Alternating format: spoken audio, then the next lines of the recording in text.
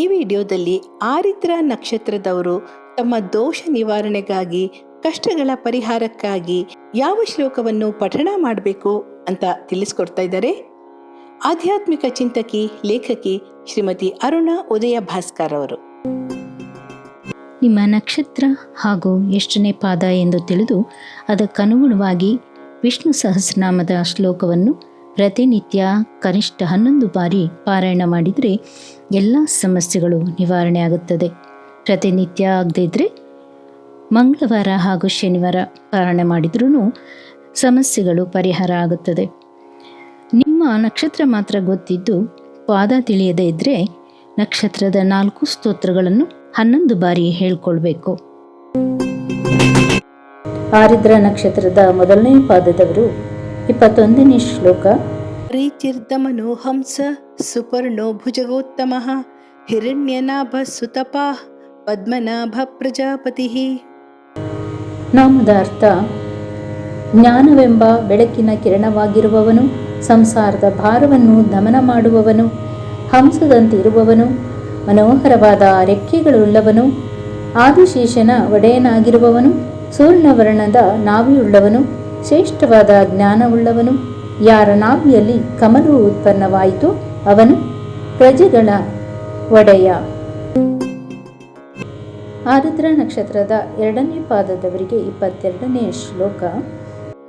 ಅಮೃತ್ಯು ಸರ್ವ ದೃಕ್ಸಿಂಹ ಸಂಧಾತ ಸಂಧಿಮಾನ್ ಸ್ಥಿರಃ ಅಜೋ ದುರ್ಮರ್ಶನ ಶಾಸ್ತ ವಿಶ್ರುತಾತ್ಮ ಸುರಾರಿಹ.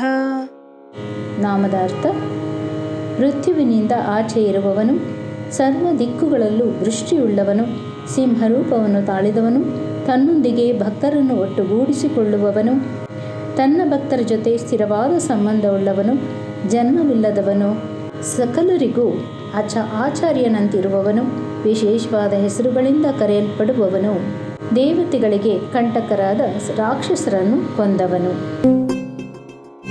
ಆರಿದ್ರ ನಕ್ಷತ್ರದ 3ನೇ ಪಾದದವರಿಗೆ ಶ್ಲೋಕ 23ನೇದು.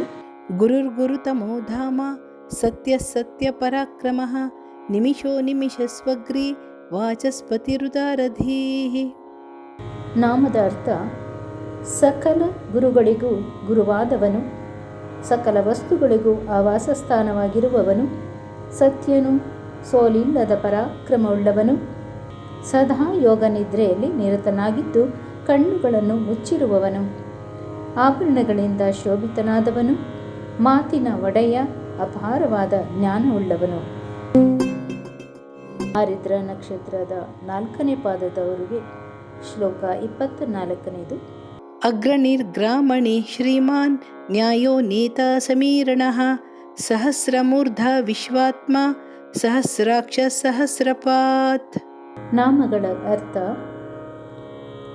ಎಲ್ಲದರಲ್ಲೂ ಅಗ್ರಮಾನ್ಯನಾದವನು, ಸಕಲಕ್ಕೂ ಒಡೆಯನಾದವನು, ಮಹಾಲಕ್ಷ್ಮಿಗೆ ಒಡೆಯನಾದವನು, ತರ್ಕ ಮತ್ತು ಯುಕ್ತಿಯ ಮೂಲಕ ಯಾರನ್ನು ಪಡೆಯಲು ಸಾಧ್ಯವೋ ಅವನು, ಯಾರು ಈ ಸೃಷ್ಟಿಯನ್ನು ತನ್ನ ಹತೋಟಿಯಲ್ಲಿಟ್ಟಿರುವನು ಅವನು, ಯಾರು ಜೀವಿಯ ಪ್ರತಿಯೊಂದು ಕ್ರಿಯೆಗಳನ್ನು ತನ್ನ ಹತೋಟಿಯಲ್ಲಿಟ್ಟಿರುವನೋ ಅವನು, ಸಹಸ್ರ ಶಿರವುಳ್ಳವನು, ಈ ಜಗತ್ತಿನ ಪ್ರತಿಯೊಂದು ವಸ್ತುವಿನ ಆತ್ಮವಾಗಿರುವವನು, 1000 ಕಣ್ಣುಳ್ಳವನು, 1000 ಪಾದವುಳ್ಳವನು.